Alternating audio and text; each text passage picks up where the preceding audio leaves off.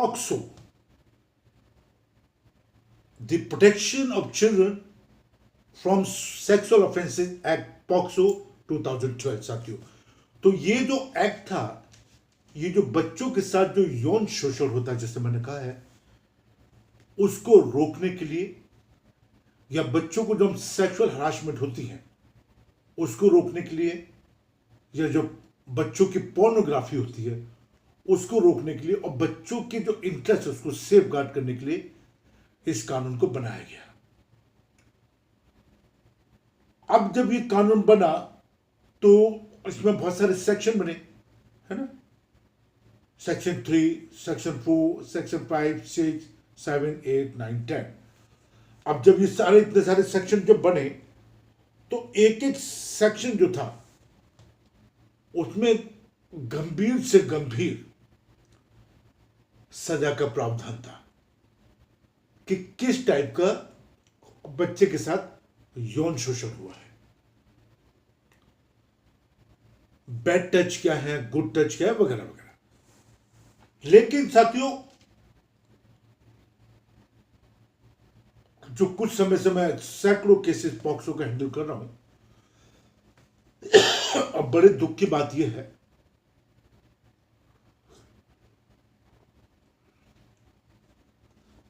कि मैंने जितने भी अभी केसेस हैंडल कर रहा हूं उसमें मैंने ये देखा है कि लोग अपनी दुश्मनाई, या जो अपने घर का कलह है, या अपनी कलह मिटाने के लिए, या अपनी रंजिश मिटाने के लिए इस कानून का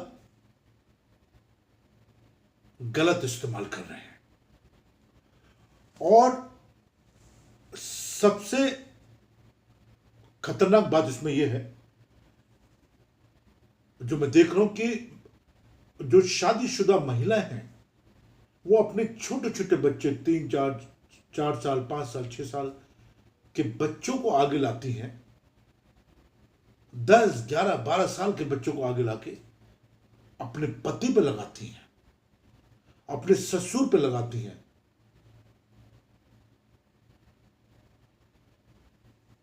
और ये मानिए कि मतलब मेरे पास शब्द नहीं है इनके लिए।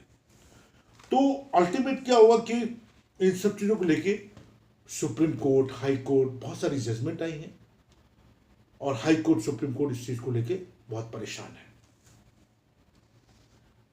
आज मैं केस को बहुत ही सीरियस तरीके से देख रहा हूं, जिसमें यकीन मानिए कि ये पूरा केस मेरे पास आया है। मैं आपको स्टेट का नाम नहीं बताऊंगा और ना ही कोई ज्यादा इस पर जिक्र करूंगा, बट मैं सिंपल सी एक बात बताता हूं मैं कैसे लोग फंसते हैं पॉक्सो में। तो इससे पहले कि मैं इस केस के बारे में आपसे डिस्कस करूं, बस मैं आपसे गुजारिश करता हूं, प्रार्थना करता हूं। मैं आपका साथी doctor Anthony Raju, advocate, supreme court. और बस आप इस चैनल को जरूर सब्सक्राइब करें, लाइक करें, कमेंट्स करें, शेयर करें, और बेल बटन जो उसको दबाना ना भूलें, क्योंकि मैं बहुत सारी वीडियो जो है टाइम टू टाइम लाता हूं और आप तक उसको लाके पहुंचाने की कोशिश करता हूं साथियों। तो ये जो मामला है, इसमें मामला बड़ा सिंपल है कि एक महिला एक लड़के से प्यार करती है,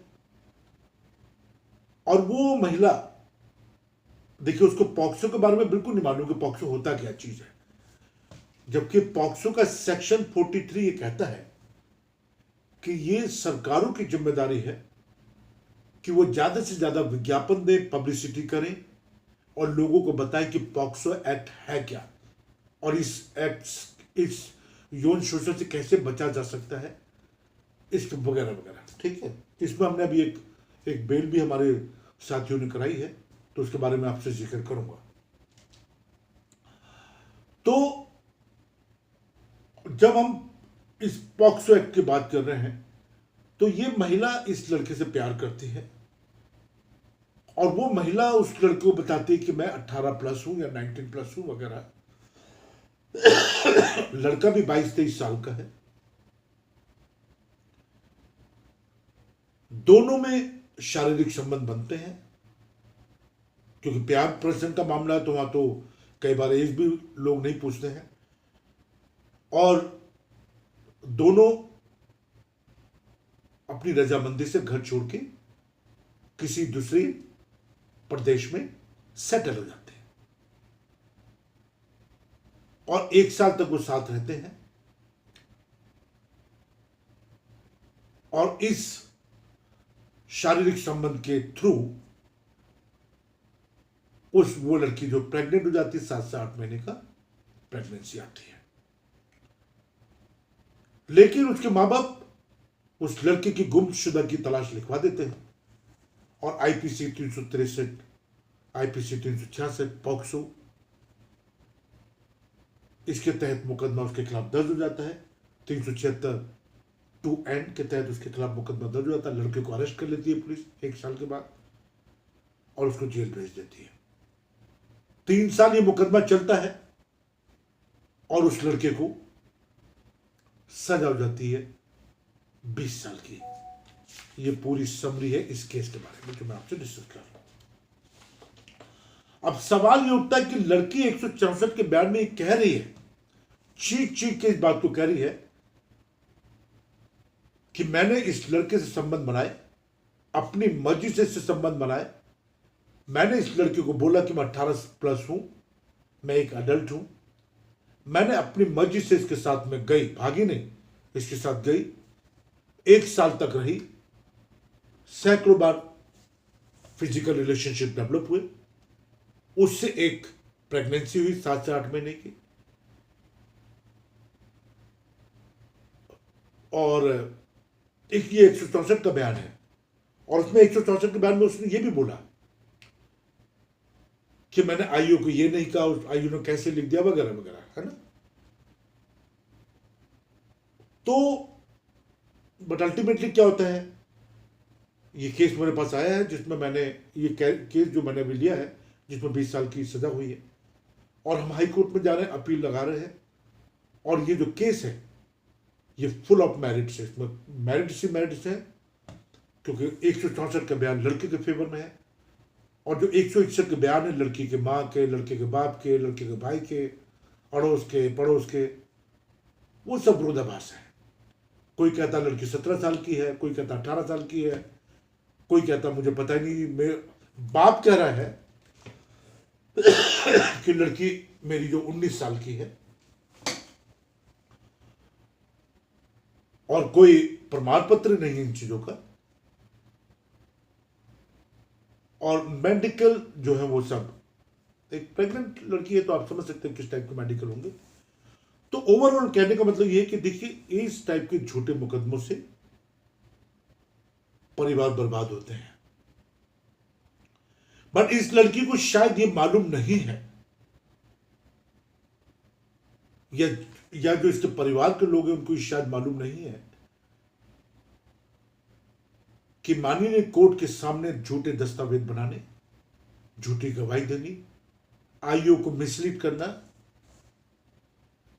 यह अपने आप में बहुत बड़ा गंभीर अपराध है। और जो अभी 2023 में आईपीसी आई है, सीआरपीसी आई है, उसमें इस सब चीजों को बहुत गंभीरता से लिया गया है। साथियों, आप लोगों की अगर दुआ रही तो मैं इसी काम से आया हूं और ये लड़के को हम अपील करके बाहर लेके आएंगे। ये एफआईआर भी क्वैश होगी, लड़का भी बाइज्जत बरी होगा क्योंकि उसने जब कोई गुनाह करा नहीं तो सजा किस बात की। बस मैं आपसे गुजारिश करता हूं कि अगर किसी तरह से आप पॉक्स में फंस जाए या झूठे मुकदमे में फंस जाते हैं या आपको सजा हो जाती है, तो अगर पॉक्स में अगर सजा होती है या रेप के मामले में सजा हो जाती है या दहेज हत्या में सजा हो जाती है और आपको मालूम है कि यह अपराध आपने नहीं करा है, तो मैं बड़ी जिम्मेदारी और बड़े दावे के साथ कह रहा हूं कि कहीं ना कहीं आप अपना बचाव करने में नाकामयाब रहे। आप कहीं ना कहीं माननीय कोर्ट को अपनी सफाई देने में नाकामयाब रहे, क्योंकि ट्रायल के दौरान बहुत सारे ऐसे स्टेजेस आते हैं जब आप अपनी बात को माननीय कोर्ट को बता सकते हैं, या आपके जो अधिवक्ता गण हैं वो आपकी बात को तरीके से जिसको नहीं बता पाए, एविडेंस ढंग से नहीं हो पाए या क्रॉस ढंग से नहीं हो पाया। और मैं हमेशा दावे से कहता हूं, क्योंकि ये चीजें हमने अपने सीनियर से सीखी हैं, कि सब कुछ इसके अंदर होता है। जो चार्जशीट आप देख रहे हैं, मेरी इतनी मोटी चार्जशीट मेरे हाथ में है, इस सब कुछ इसके अंदर ही है, यहीं से सब कुछ निकल के आता है, इसी में सब कुछ है। बट करना क्या होता है कि देखिए, पॉक्सो जैसे मामले या दहेज हत्या के मामले या अपहरण के मामले या गैंगस्टर एक्ट के मामले या रेप के मामले या गैंग रेप के मामले, ये अपने आप में बहुत गंभीर मामले होते हैं और इसको हमें सरलता से नहीं लेना चाहिए, गंभीरता से लेना चाहिए। और मैं बार बार आपसे कहता हूं कि काबिल वकील, अच्छे वकीलों से आप अपनी बात को सलाह मशविरा करें, चर्चा करें। और हमारी जो टीम है वो ऑलमोस्ट सभी हाई कोर्ट में है, सुप्रीम कोर्ट में भी है, मैं खुद सुप्रीम कोर्ट में, सेशन कोर्ट में भी हमारी टीम है, और हर जगह तो मैं नहीं जा पाता हूं, बट मेरी टीम सब जगह है। और मैं आपको जो मदद कर सकता हूं वो आपके एविडेंस जुटाने में मदद कर सकता हूं, आपकी चार्जशीट पे क्या है वो मैं बता सकता हूं, आपके मेडिकल में क्या है, फिजिकल रिपोर्ट्स क्या कह रही हैं, और अगर आपने ये अपराध करा ही नहीं है तो आपको कैसे बचाना है, कैसे आप बच सकते हैं, इसमें आपकी मदद की जा सकती है। बेल हो, इंट्री बेल हो, रेगुलर बेल हो, एंटीसिपेटरी बेल हो या क्वेश्चनिंग हो, ये सब चीज जो होती है ये एक बहुत इंपॉर्टेंट पड़ाव है पूरे ट्रायल के। और जब भी हम क्वेश्चन के लिए जाते हैं, या बेल या एंटीसिपेटरी बेल या इंट्रीम बेल या रेगुलर बेल, हम या जैसे इस बच्चे को सजा हो गई 20 साल की, अगर इसके लिए भी हम जाएंगे तो हमें बड़ी गंभीरता से इसके लिए तैयारी करनी पड़ती है। एक उदाहरण देता हूं बड़ा सिंपल सा, क्योंकि मैं समझ सकता हूं कानूनी नॉलेज आप लोगों को नहीं है और नहीं होने की वजह से इतने बड़े गंभीर मामलों में आप लोग फंस जाते हैं। तो सबसे एक तरीका मैं आपको बताता हूं कि जब भी आप कभी जाते हैं तो देखिए, कैंसर के डॉक्टर भी होते हैं, हार्ट के भी ऑपरेटर, सब स्पेशलाइज होते हैं। तो जो आपके अधिवक्तागण है, मैं ये नहीं कह रहा हूं कि अधिवक्तागण खराब होते हैं, ऐसा नहीं है, लेकिन वो अधिवक्ता आपके केस में कितना इंटरेस्ट ले रहा है वो बहुत इंपॉर्टेंट है। आपने उसको कितनी फी पे करी है, आपका व्यवहार उसके अधिवक्ता के साथ क्या है, आपने किस टाइप के एविडेंस उसको प्रोवाइड करे हैं, क्या आपने कोई अधिवक्ता से चीज छुपाई तो नहीं है, वो जरूरी है। आपका अधिवक्ता कैसे आपके बचाव कर रहे हैं, कैसे आपके केस को रिप्रेजेंट कर रहे हैं, ये बहुत इंपॉर्टेंट है। और मेरा ये मानना है कि अगर आप किसी काबिल वकील या अच्छे वकील से बातचीत करते हैं, वो फी उनकी ज्यादा हो सकती है लेकिन बचने के चांसेस भी बहुत ज्यादा है।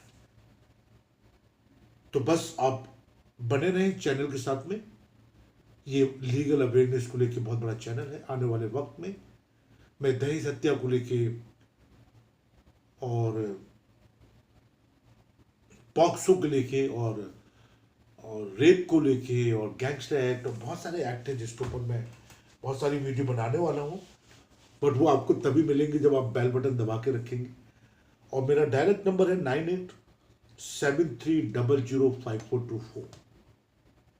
इस पर आप मुझे कॉल कर सकते हैं, बात कर सकते हैं, एसएमएस कर सकते हैं, व्हाट्सएप कॉल कर सकते हैं। और क्योंकि मैं कॉल कई बार नहीं उठा पाता हूं, तो बट मैं आपसे जरूर चाहूंगा कि आप अपनी बात को ना मुझे आप व्हाट्सएप कर दें, और मैं जब आपका व्हाट्सएप पढ़ूंगा तो मैं आपको जरूर कॉल करके बताऊंगा या बात आपसे मैं जरूर करूंगा। ये मेरा आपसे वादा है। अपने बच्चों को शिक्षित रखें, अपराध मुक्त रखें, देश की मुख्य धारा में उनको शामिल करें और अपराध मुक्त करें अपने बच्चों को, ये बहुत इंपॉर्टेंट चीज है। और मैं एक सामाजिक कार्यकर्ता होने के नाते मैं आपसे जरूर गुजारिश करूंगा कि आप all India council of human rights से जरूर जुड़ें। ये नेशनल लेवल का मानवाधिकार आंदोलन है। गरीबी मुक्ति आंदोलन इसके मेंबर बन के इसके साथ जुड़े और कानूनी सहायता भी आपको पूरी तरह से दी जाएगी। 9873005424 9873005424 ये मेरा नंबर है। आप इस पर मुझे call, WhatsApp, what ever you comfortable you can do that. और बहुत सारे सवाल जो लोग मुझसे पूछते हैं वो तुम्हारे टाइम पे वीडियो बनाने वाला हूँ। अपना ध्यान रखें। जय हिंद, जय भारत।